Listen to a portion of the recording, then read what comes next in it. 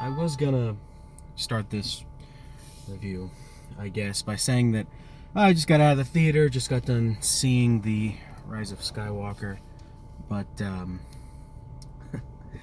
I don't know that I watched it, honestly.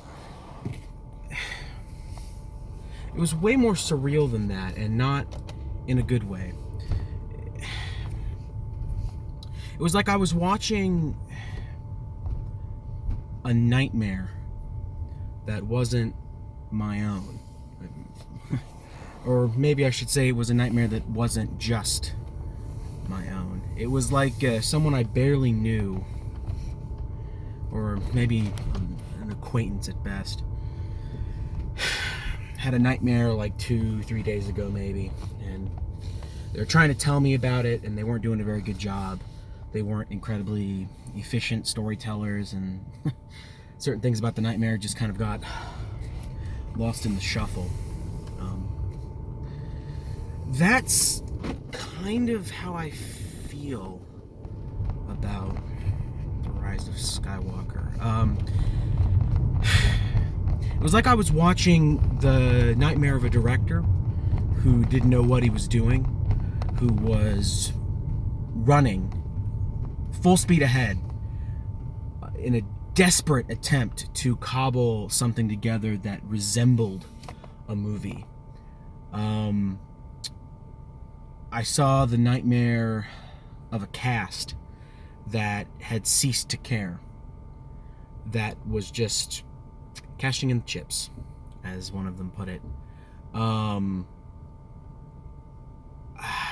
saw the nightmare of a crew that was underpaid and overworked. Reshoots and re-edits and rewrites, dragging everybody down and making everything way worse.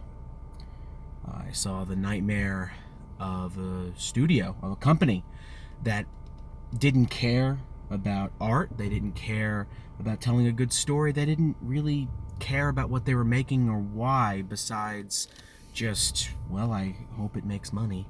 Their first and only thought being, how much cash will this rake in? The final nightmare was my own.